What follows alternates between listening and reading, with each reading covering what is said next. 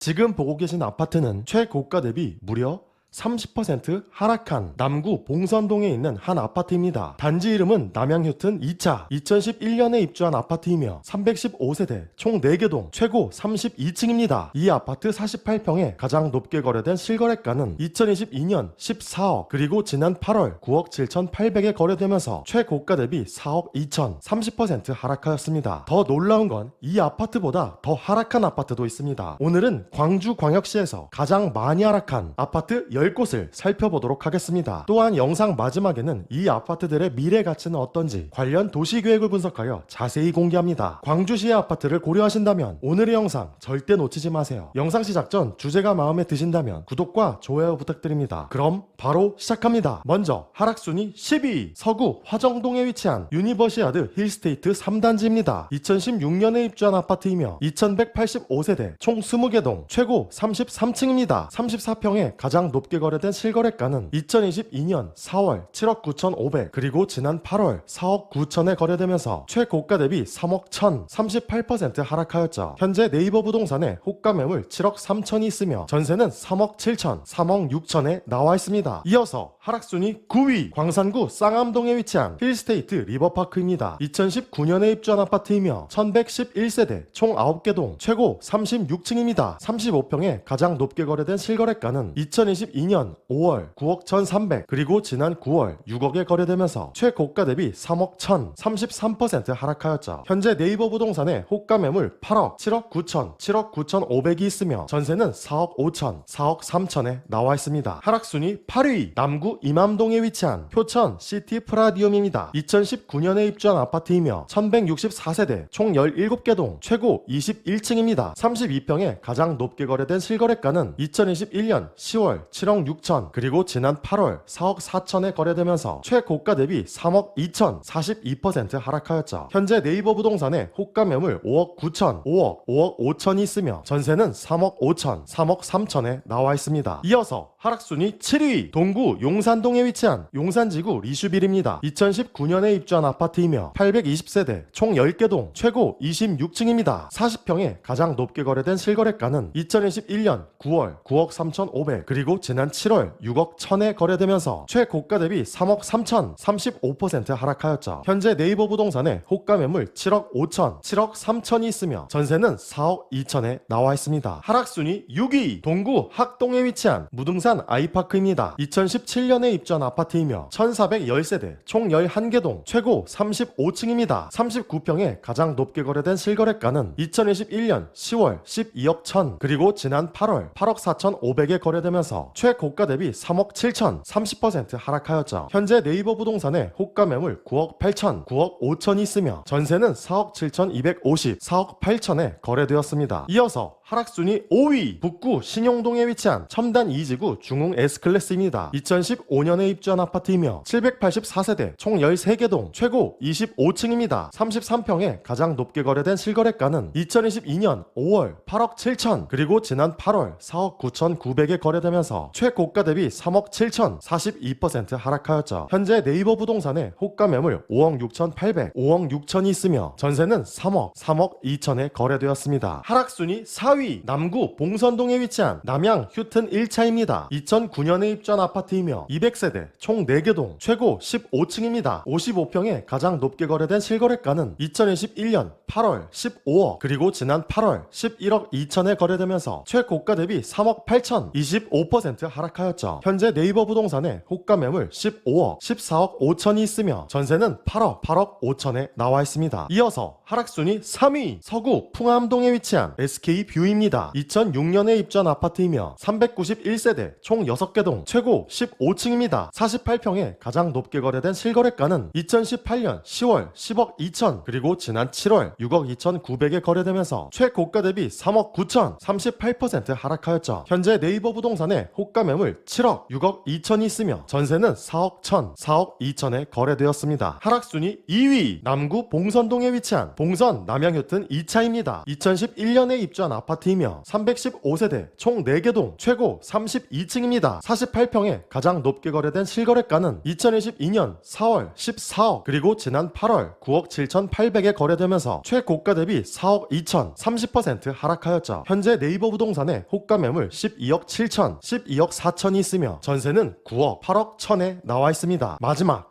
하락순위 1위, 남구 봉선동에 위치한 봉선 3차 한국 아델리움입니다. 2014년에 입주한 아파트이며 279세대 총 6개 동 최고 15층입니다. 37평에 가장 높게 거래된 실거래가는 2021년 11월 12억 3천, 그리고 지난 8월 7억 8천에 거래되면서 최고가 대비 4억 5천, 36% 하락하였죠. 현재 네이버 부동산에 호가 매물 9억 9천, 9억 5천이 있으며 전세는 6억 5천, 6억에 나와 있습니다. 지금까지 광주시 하락순위 12위 아파트를 살펴보았습니다. 그런데 이 하락한 아파트들 과연 미래 가치는 어떨까요? 지금처럼 계속 하락만 할까요? 절대 그렇지 않습니다. 광주시엔 앞으로 큰 변화를 가능케 할 초대박 호재 몇 개가 위치하죠. 광주시 도시계획을 분석하여 해당 지역 미래 가치를 자세히 공개합니다. 광주시 최상위 계획인 2040 광주 도시기본계획, 실천 계획인 2024 업무계획입니다. 광주시 관련 도시계획으로 아주 자세히 분석합니다. 광주시 중심지 체계입니다. 광주시는 원도심 동구, 상무도심 서구 가 속한 도심, 광산구 송정 첨단, 남구 백운, 북구 광주 지역이 속한 부도심, 나머지 지구 중심, 특화 중심으로 나눠져 있죠. 광주시 개발축입니다. 광주시는 크게 4개의 개발축을 계획하죠. 첫 번째, 상무도심 융합특구에서 호남의 관문인 광주 송정역, 빅그린 산단으로 연결되는 글로벌 혁신 경제축. 두 번째, 주요 산업지역인 광주 첨단에서 상무, 금호, 나주를 연결하는 광역 발전축. 세 번째, 문화예술교류의 중심지인 담양에서 광주 원도심, 소태, 화순을 연결하는 지역문화예술교류축. 마지막 네 번째, 담양에서 광주, 무등산, 남구 대촌을 연결하는 역사문화관광축입니다. 광주시 생활권 계획입니다. 광주시는 광산생활권, 중앙생활권, 동남부생활권, 북부생활권 총 4개의 생활권으로 나눠져 있죠. 각 생활권은 미래 인구를 계획하는데 이 인구가 상승되는 지역에 무언가 호재가 있다는 것이죠. 자세한 내용을 바로 공개합니다. 먼저 첫 번째, 중앙생활권입니다. 이곳은 원도심에서 상무, 송정을 연결하는 글로벌 경제 혁신축, 대촌에서 금호, 상무, 첨단을 연결하는 광역 발전축에 위치하죠. 중앙생활권은 총 4개의 목표로 개발을 진행합니다. 목표 1부터 보면 기존 도심의 기능, 역할 강화를 통한 도시 경쟁력을 확보하죠. 도심 융합특구, 제2컨벤션센터는 융복합 및 마이스 산업을 집중 개발합니다. 대규모 가용부지인 마륵동 탄약구 부지는 교육, 문화, 예술 업무, 특화산업 등의 복합 개발을 진행하죠. 목표 2를 보면 미래 지향적 도심의 주거 공간을 계획합니다. 이곳은 대규모 노후주택의 정비 사업을 통한 쾌적한 주거 환경을 조성하죠. 주거지와 시장을 포함하여 구도심 전체의 활성화를 예정합니다. 중앙생활권은 가용부지 복합 개발, 기존 도심의 재정비 사업 등에 집중해야 하죠. 긍정적 가치 변화가 당연합니다. 두 번째, 동남부 생활권입니다. 이곳은 대촌, 금호, 상무, 첨단을 연결하는 광역 발전축, 봉선, 원도심, 두암을 연결하는 지역문화 예술 교류축에 위치하죠. 동남부 생활권 목표 1부터 보면 문화, 산업, 일자리, 도시 인프라 등의 자족 기능이 갖춰진 미래 경제도시를 계획합니다. 스마트 헬스케어 산업의 의료 신산업 벨트, 인공지능 헬스케어, 의료 산업 기반의 글로벌 창업 클러스터를 조성하죠. 목표 2를 보면 역사문화 자원을 활용한 관광 자원화, 명소화를 계획합니다. 목표 3을 보면 광역교통 인프라 및 녹색교통 네트워크를 구축하죠. 도심 접근성 향상을 위한 도시철도 인프라를 계획합니다. 동남부 생활권은 헬스케어 산업, 도시철도 2호선 역세권 개발, 문화 관광 산업 등에 집중해야 하죠. 앞으로의 큰 가치 변화를 예정합니다. 세 번째, 광산생활권입니다. 이곳은 원도심에서 상무, 송정을 연결하는 글로벌 혁신 경제축에 위치하죠. 광산생활권 목표 1을 보면 광산권 중심지를 전략적으로 육성합니다. 송정역은 KTX 투자 선도지구이자 역세권 개발, 광역교통 허브로 계획하죠. 목표 2를 보면 자동차 특화산업, 역사 문화관광의 육성으로 수많은 일자리를 예정하죠. 목표 3을 보면 맞춤형 주거지를 육성하여 녹지지역의 계획적 관리를 진행하죠. 그리고 주거지의 특성을 고려한 도시의 확장 사업을 추진하죠. 광산생활권은 송정역, 빅그린 산업단지, 연계 주거단지에 집중해야 하죠. 일부 지역은 큰 폭의 변화가 가능합니다. 네 번째, 북부생활권입니다. 이곳은 대촌,